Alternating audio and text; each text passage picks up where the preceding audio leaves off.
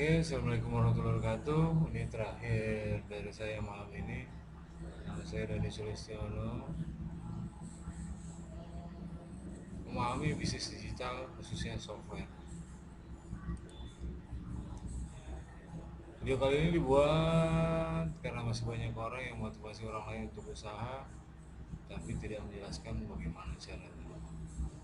Mereka hanya bilang bahwa harusnya begini, harusnya begitu, harusnya bisnis ini, harusnya bisnis itu, tanpa menjelaskan kenapa. Bahkan saya sendiri sampai hari ini masih sering ditanya, mengapa harus software? Ini jawaban saya. Harta atau kekayaan Anda itu datang dari mana? Rumusnya nggak pernah berubah. Harta sama dengan utang plus modal.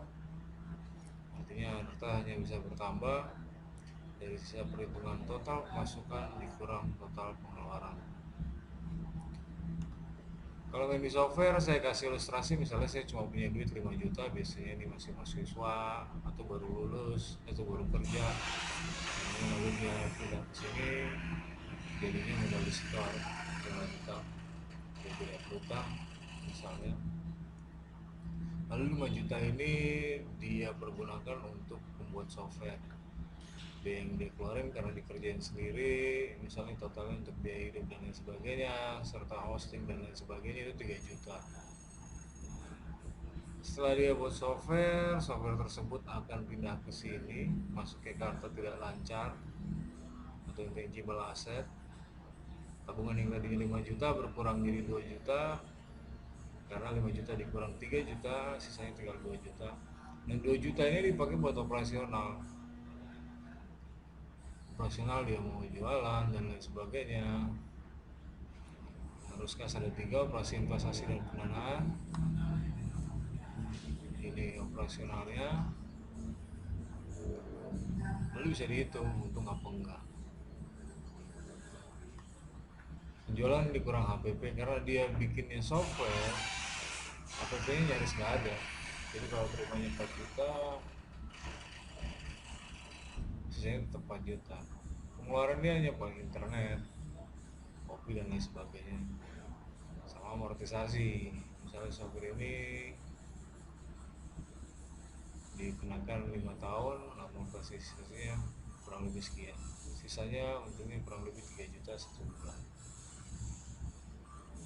Setelah 1 tahun, 3 kali 12, dia lari ke sini, tabungannya naik jadi 36 juta, sehingga total asetnya jadi 41 juta, atau total hartanya menjadi 41 juta. Setelah 5 tahun, 5 kali 36, 180, dia lari ke sini, hartanya menjadi 180 juta. Lalu apa perbedaannya manufaktur dengan software? Anda bisa lihat di sini. Jika Anda bikin yang manufaktur, ini yang akan terjadi. Desain dari awal, dibuat, dibangun, mulai dari kosong. Ini pertama ada desain struktur, desain bangunannya dan lain sebagainya. Sebelum jadi begini, lalu ini masih kosong, mulai diisi barang, mulai produksi ini 24 jam. Anda mulai rekrutmen, kerja 24 jam, kerjaan numpuk, tempat nggak cukup, atau sewa habis atau digusur. Nah, ini akhirnya dibongkar sampai kosong. Pindah tempat baru sama juga, ekspansi atau pindah tempat baru, Anda harus mulai lagi dari awal, desain lagi, dihitung lagi strukturnya berapa, belum lagi ngurus izin sampai IMB dan lain sebagainya, belum ngurus izin tetangga dan lain sebagainya. Ini urusannya sitak, mulai dibangun, pengurukan dan lain sebagainya, pagar, mulai dibangun, welding dan lain sebagainya. Ini mulai plaster, setelah pengurukan mulai plaster, pagering sudah selesai, naik atap, bangunan kosong, kosong, kosong sampai bisa jalan. Begitu terus. Jadi setiap kali ekspansi ini berulang lagi. Makin besar permintaan ini berulang lagi. Kalau tempatnya sempit pindah lagi. Kalau tempatnya sempit pindah lagi. Naik permintaan begini lagi. Sementara di software Anda yang butuh komputer. Komputer Anda bisa kerja dari mana aja, Anda bisa lihat di meja kerja. Saya pindah lagi ke tempat teman, pindah lagi ke tempat teman di pinggir jalan, ini di warung kopi, di warung kopi, di warung kopi, di warung kopi, ini di warung kopi, ini di tempat hotspot,